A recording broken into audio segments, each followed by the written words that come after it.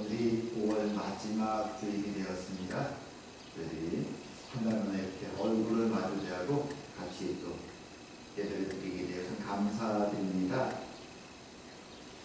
공교롭게도 오늘 본문에 등장하는 이 수확의 시기, 보리를 수확하고 밀을 수확하고 하는 이 시기가 오늘 저희들이 있는 이 5월 마지막 주, 이 시기와 공교롭게도 아주 일치합니다. 사실 캐나다나 한국에서는 이 5월 마지막 주 정도 시기는 결코 수확하는 시기가 아니죠. 하지만 이스라엘은 이곳과 날씨가 달라서 4월 마지막 주부터 보리를 수확하기 시작하고요. 그리고 조금 뒤에 이제 5월 중순부터 밀을 수확하기 시작합니다. 그리고 오늘 본문 타작하는 날 아마 6월 초쯤 될 텐데요. 그때가 되면 이제 수확이 다 끝나고 타작을 합니다.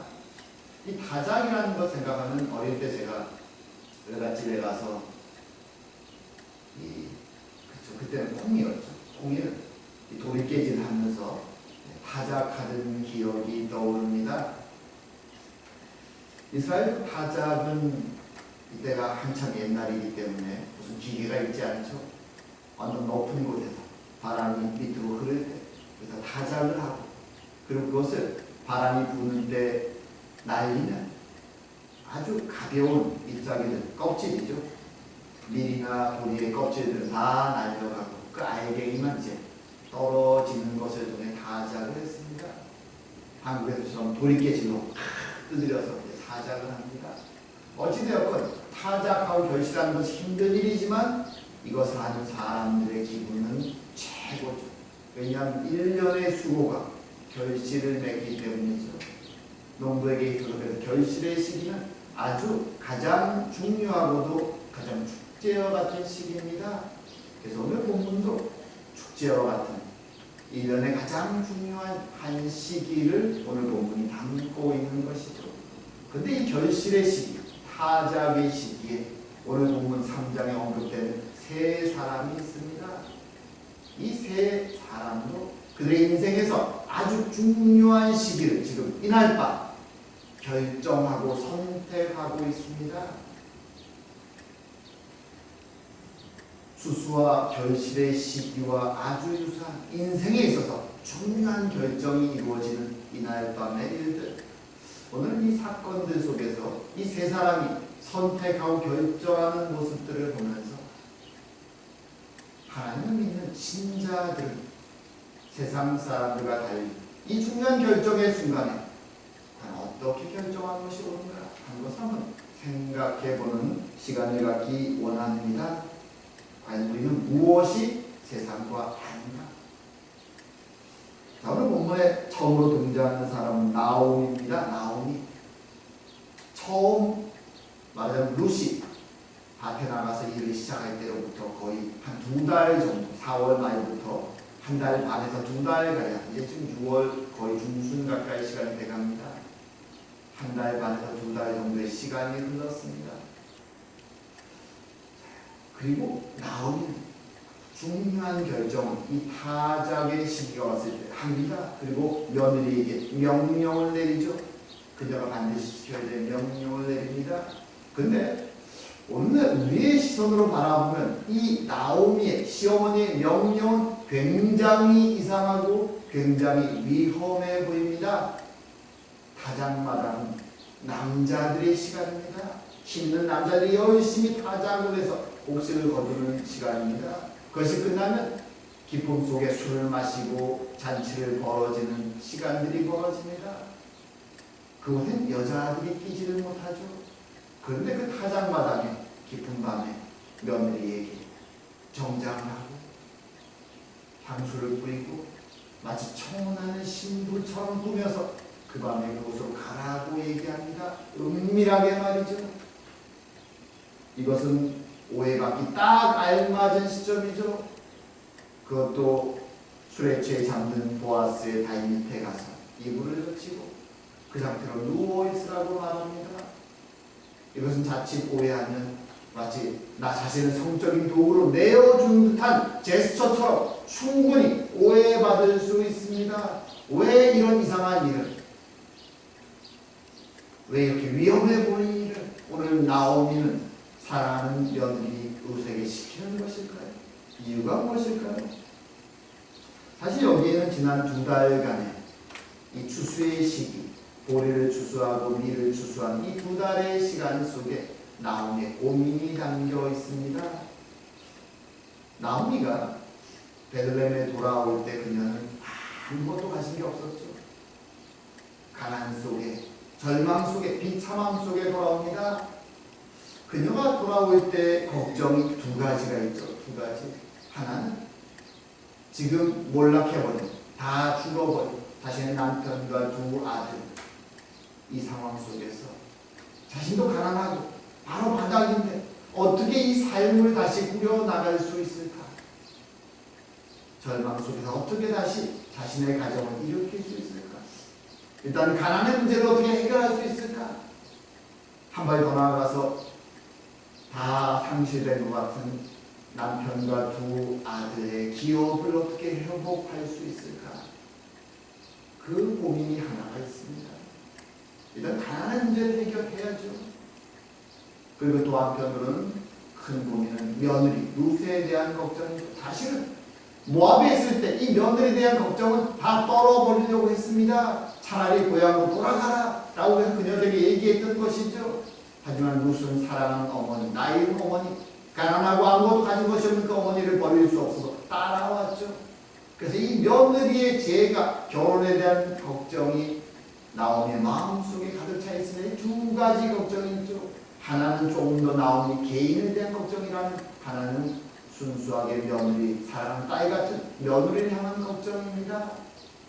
그리고 어찌 보면 오늘 본문 속에서 일어나는 것처럼 갑자기 친족인 보아스가 하나님의 섭리 속에 우연히 나타났을 때 그녀는 이 2가지가 잘 한꺼번에 해결될 수도 있겠다라는 그런 희망을 품습니다.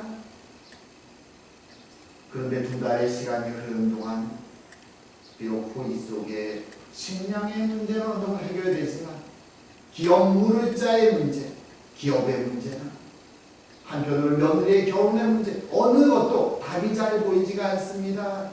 사실 기업 물을 자가 나서기 위해서는 누군가 손해를 봐야죠.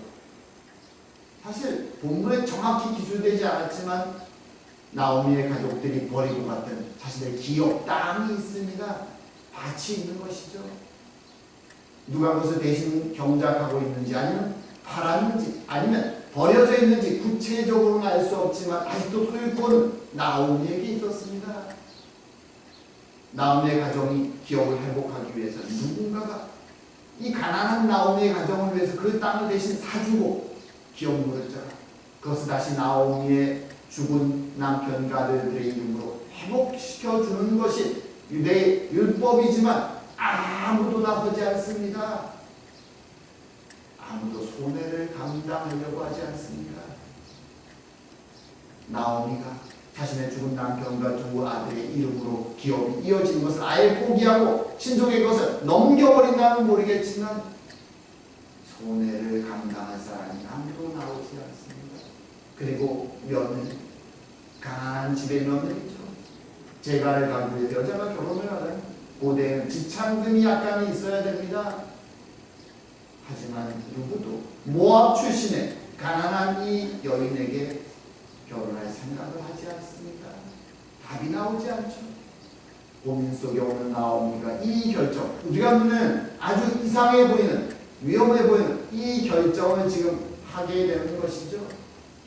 그리고 오늘 나오미의 이 말을 잘 보게 되면 이 2가지 요소, 나오미가 잘하는 2가지가 함께 결합될 수 있다고 희망을 했던 기업을 무르는 것과 며느리를 시집 보낸 이 2가지 요소 중에 오늘 본문을 잘 읽어보면 기업 물을 자의 부분을 나오미는 적당히 포기하고 있는 것이 드러납니다. 룻에게 가서 그 자리에 누구라고 얘기할 때 기업 물을 자라는 단어를 빼버립니다. 사실 고대에 이 룻처럼 행동하는 것은 드문 경우긴 하지만 이것은 일종의 청혼하는 의식입니다. 남자에게 청혼을 하는 것이죠. 여자가 굉장히 고대의 분수였던 당돌해 보이고 잘 행하지 않는 모습이 있지만 충분히 의사소통을 할 수 있는 그런 제스처이죠. 그래서 지금 나오미는 룻에게 너희 청혼의 문제라도 그것만이라도 해결되면 좋겠다라는 마음으로 룻을 보내는 것입니다. 기업 물을 자의 문제는 너무나 손해가 큰 문제이기에 그녀에게 짐으로 주지 않는 것입니다. 자신의 가정의 기업과 자신의 생계의 문제는 좀 어려울 수 있지만 며느리의 행복을 위해서 밀어주는 것이죠. 어떤 면에서 힘없는 과부들이 선택할 수 있는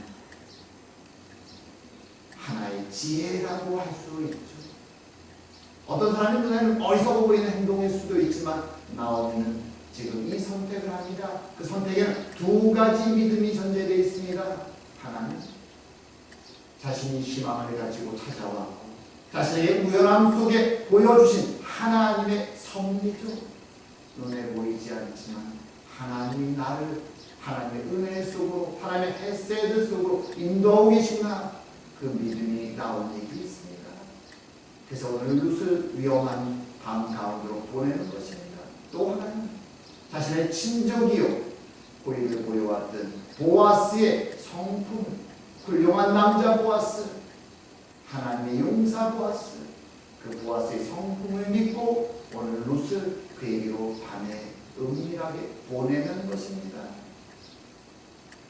그리고 동시에 룻에 대한 자신의 며느리에 대한 사랑과 믿음으로 이 일을 행해 나가고 있는 것입니다.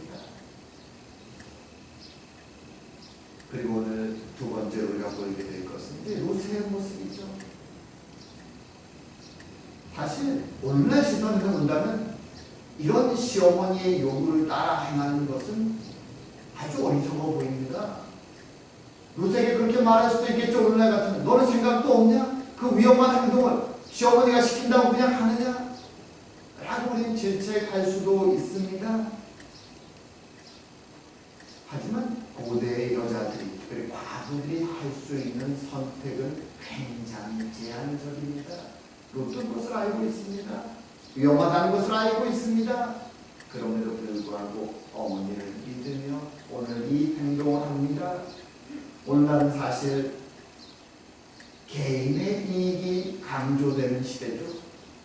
저희가 자랐던 또 우리 성도들이 자랐던 시대는 가정 더 중요시되는 시대에 우리가 자라났다면 오늘날 시대는 개인주의 시대 속에 살고 있습니다. 그리고 우리가 살고 있는 캐나다는 멀티컬처럴이죠. 다양한 종류의 문화가 모여 있습니다. 각자 개개인의 소리가 뜻이 중요하죠. 그 속에서 우리 크리스찬들이 우리의 생각을 가지고 신앙을 살아가는 것은 어려운 복잡한 세상을 우리는 살고 있습니다.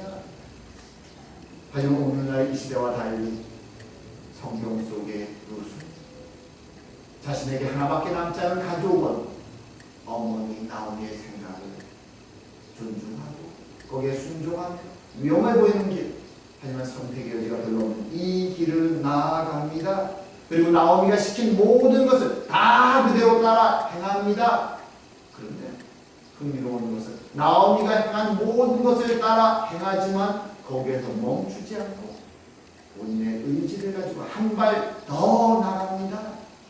그것이 무엇인가 하면 나오미는 청혼의 제스처로 단장을 하고 그 밤에 그의 다이치에 가서 누구라고까지만 얘기합니다. 그러면 보아스가 알아서 결정을 하고 그 훌륭한 사람 보아스가 일을 행할 것이다 라고 말합니다.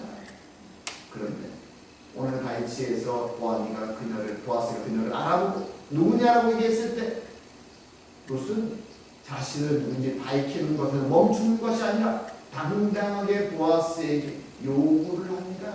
기업 물을 자의 의무를 요구합니다. 그러면서 이렇게 말하죠. 당신의 옷자락을 펴 당신의 여정을 덮으소서. 이는 당신이 기업 물을 자가 됨이니이다. 당신의 옷자락을 펴서 당신의 여정을 덮으소서. 이것은 청혼에 대한 물론 여인들이 사용하는 이 당돌해 보일 수 있지만 그럼에도 불구하고 그 시대에 살았던 모든 사람들이 이해할 수 있는 청혼에 대한 언급입니다. 사실 그녀의 어머니는 여기까지 언급했습니다. 근데 그녀는 거기다 말을 붙이죠. 당신이 기업 물을 자입니다. 의무를 행해달라는 것이죠. 이것은 아까 제가 앞에서 말한 것처럼 기업 물을 자로서 나오미에 버려진 땅을 그에게서 사서 돈을 지불하고 살아갈 수 있는 생계의 수단을 주고 다시 자손을 낳아서 그 자손에게 그 땅을 엘리멜렉 강내 이름으로 돌려줘야 되는 것이요 그 기업으로 다시 재산을 말입니다. 보아스에게는 나이든 과부 룻을 아내로 얻는 것 외에는 모든 것이 손해가 되는 일들이죠. 그것을 지금 당당하게 룻이 요구합니다. 이 요구에는 사실 그녀의 믿음이 담겨있죠. 어떻게 모압에서 온 여인이 가난한 과부가 이런 당당한 요구를 할 수 있는가? 여기에는 하나님에 대한 믿음, 또 보아스에 대한 믿음, 또 자신에게 이것을 지시한 어머니에 대한 믿음이 있습니다. 여기도 흥미로운 단어가 사용되죠. 당신의 옷자락을 펴서 이 옷자락이라고 사용된 단어는 카나프라는 히브리어인데 원래 뜻은 날개라는 뜻입니다. 날개. 바로 이 장에서 보아스가 그녀를 처음 만났을 때 그녀를 축복하면서 한 말이 이 날개라는 단어를 가지고 있습니다. 룻기에는 딱 2번만 사용됩니다. 이 단어는 보아스가 뭐라고 말했는가 하면 이스라엘의 하나님 여호와께서 그의 날개 아래 보호를 받으러 온 내게 온전한 상 주시기를 원하노라. 보아스는 축복의 말을 하죠. 여호와의 날개 아래 들어온 너를 하나님이 상 주실 거야. 근데 나오면 얘기하죠. 당신이 기업 물을 자인 당신의 날개를 나에게 펴십시오. 바꾸고 말하면 그런 거죠. 당신 축복의 말을 하지 않았습니까? 하나님의 은혜로. 이제 당신이 기업 물을 자의 의무로서 당신의 그 축복의 말을 직접 행해 주십시오 라고 요구하는 것입니다. 자신들을 우연히 보아스에 가서 인도해 주신 하나님의 섭리, 어머니의 믿음으로 자신이 믿고 함께 찾아온 그 하나님의 섭리와 은혜를 가지고 그녀는 보아스에게 이 요구를 하는 것이죠. 하나님의 은혜를 바라보고 어머니의 믿음을 함께 부여하고 동시에 보아스의 믿음을 바라보고 있는 것입니다. 그러기에 큰 부담이 될 수 있는 일이라는 것을 알면서도 이 요구를 하는 것이죠. 그녀는 믿음으로 나아가는 것입니다. 사실 인간적으로 볼 때 룻은 베들레헴 땅에서 아무것도 없습니다. 고개를 빳빳이 아무것도 없습니다. 그저 절망 속에 가난한 2 과부가 베들레헴으로 돌아온 것입니다. 누구도 그녀들을 눈여겨보지 않습니다. 우리가 알지만 세상 가진 것이 있어야 사람들이 눈여겨보기 시작합니다. 하지만 모압 출신의 가난한 시어머니를 따라온 과부 룻에게는 그런 것이 아무것도 없습니다. 그럼에도 불구하고 룻이 오늘 은밀한 밤에 찾아가서 당당하게 보아스에게 이렇게 요구할 수 있는 것은 어느샌가 그녀는 그녀의 마음속에 믿음을 소유하게 되었기 때문이죠. 어머니의 믿음과 함께 찾아왔던 그 하나님, 자신들의 섭리 속에 지금 인도하고 계신 하나님, 하나님이 나에게 펴서 나를 품어주시고 계시다는 그 믿음이 그녀의 마음속에 자라가고 있는 것입니다. 모압 땅에서의 10년의 삶 속에서 조금씩 자라던 그 믿음, 절망 속에 든 이 과정을 겪어나가면서 그녀의 마음속에 절망으로 끝나는 것이 아니라 희망으로 그리고 믿음으로 더욱더 자라가고 있는 것이죠. 그래서 세상의 시선을 볼 때는 어떠한 당당한 말도 감히 뱉어낼 수 없을 것 같은 이 룻이 오늘 하나님을 의지하니 그리고 보아스의 믿음의 당사자인 보아스의 믿음을 또한 바라보면서 오늘 이 말을 뱉어내게 되는 것이죠. 사실 세상을 살 때 우리는 우리의 손에 가진 것이 없으면 참 초라해질 때가 많습니다. 고개가 떨어지죠. 세상 앞에서. 나는 왜 이럴까? 자꾸 위축되고 절망을 경험합니다. 하지만 하나님은 우리에게 말하죠. 내가 너희의 아버지다. 내가 너희들을 내 품에 안고 있다. 내가 너희들을 보호하고 함께한다. 하나님의 자녀에게 있는 세상 앞에서 고개를 들고 하나님의 손을 붙잡고 그분의 품 안에 안겨서 당당히 세상을 살아갈 수 있게 되는 것입니다. 그것이 바로 오늘 루스의 모습이죠. 그리고 이어서 보아스의 응답이 나옵니다. 보아스가 이기적인 사람이라는 오늘 이 말을 듣고 나는 그런 거 모른다. 나보다 더 가까운 친척도 있다. 왜 내가 그 짐을 져야 되냐고 외면할 수 있습니다. 하지만 보아스는 도리어 루스를 칭찬합니다. 이렇게 말하죠. 내 딸아, 여호와께서 내게 복 주시기를 원하노라. 내가 가난하건 부하건 젊은 자를 따르지 아니하였으니 내가 베푼 인애가 처음보다 나중이기도 하도다. 그리고 이제 내 딸아, 두려워하지 말라. 내가 내 말대로 내게 다 행하리라. 내가 현숙한 여인인 줄을 나의 성읍 백성이 다 아느니라. 다시 이 말을 하고 담대하게 하는 것 같지만 루스는 사실 보아스 앞에서 그 밤에 떨고 있었습니다. 얼마나 두렵고 떨릴까요? 자신의 이 상황을 오해하고 보아스가 폭력을 행사할 수도 있고 오해하고 다른 행동들을 할 수도 있습니다. 외면할 수도 있습니다. 돌아가라고 소리칠 수도 있습니다. 이상한 여자라고 말할 수도 있습니다. 보아스는 그녀의 심령 속에 당당하게 말하고 있지만 그 속에 있는 두려운 어린아이의 마음, 두렵고 떨림으로 말하고 있는 그 심령을 알고 있었죠. 그래서 그녀를 위로하면서 말합니다. 나이가 이제 중년이 넘어간 자신을 선택한 그녀를 격려합니다. 그리고 그녀의 처음 선택, 어머니를 따라 베델을 맡은 그 처음 선택보다도 이제 어머니를 위해서, 가문을 위해서 기업 물자의 일을 자신에게 요구하는 그녀의 두 번째 선택이 더 믿음의 선택이라고 그녀를 격려하는 것입니다. 너가 현숙한 여인인 것을 나뿐만 아니라 모든 사람들이 다 알고 있다. 이 고울에 두려워하지 말아라. 아무 일도 너에게 불행한 일이 일어나지 않을 것이다. 도리어 너가 행하는 것을, 너가 명하는 것을, 나에게 말하는 것을 내가 다 행할 것이다. 그리고 그는 그 밤에 그녀를 은밀하게 지켜주고 아침녘이 굳을 때, 사람들이 보지 못할 때 일어나 그녀에게 그 증표로 자신이 이 약속을 이행할 것이라는 것을 시어머니 나오에게 보일 증표로 곡식을 줍니다. 그리고 그 곡식을 가지고 롯은 시어머니에게 돌아갑니다. 그녀가 돌아왔을 때 그 이야기를 다 듣고 나오니가 이렇게 말하죠. 내 딸아, 이 사건이 어떻게 될지 알기까지 앉아 있으라. 그 사람이 오늘 이 일을 성취하기 전에는 쉬지 아니하리라. 응답을, 보아스의 모습 속에서 하나님의 응답을 발견하는 것입니다. 그리고 이제는 불안에 떠는 것이 아니라 믿음으로 기다리자라고 말하는 것입니다.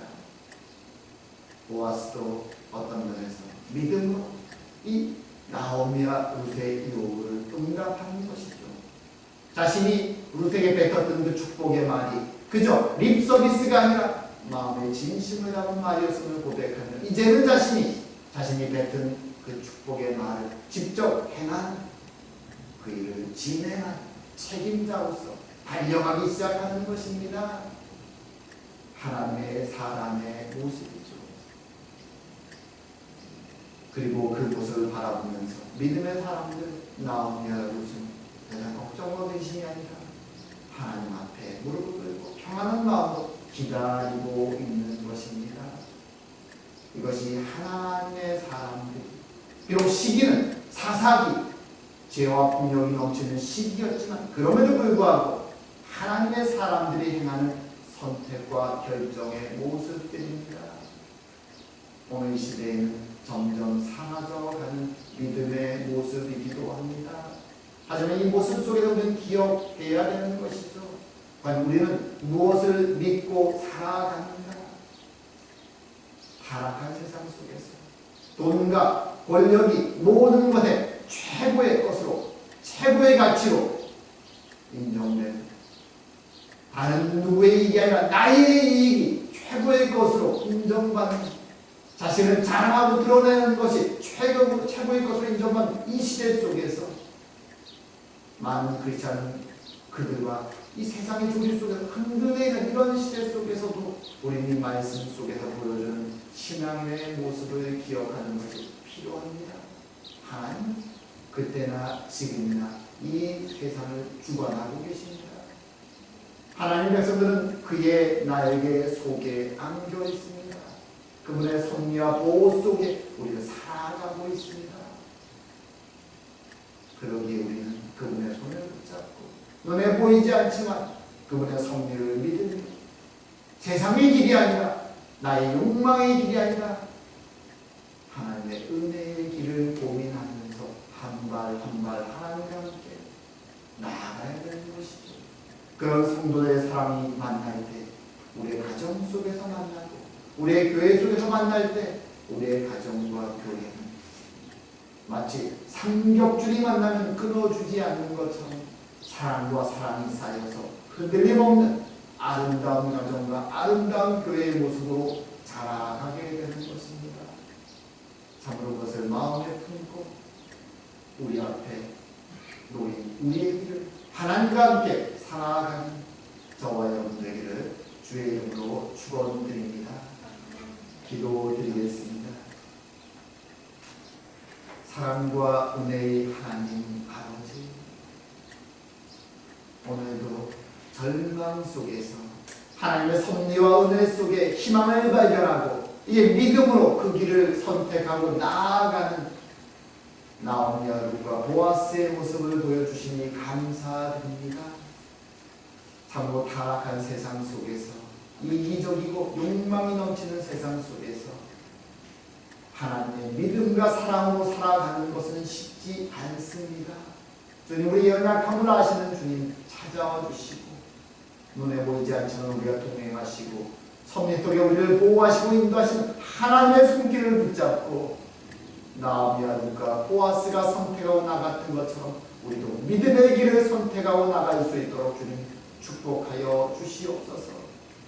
그로 말미암아 우리의 가정 사랑과 사랑이 만나 더욱더 커지게 하여 주시고, 우리의 교회가 믿음과 믿음이 만나고 사랑과 사랑이 만나 더욱 커져가는 아름다운 공동체가 될 수 있도록 주님 축복하여 주시옵소서. 오늘도 함께 하심을 감사드리오며 모든 말씀 예수님 이름으로 기도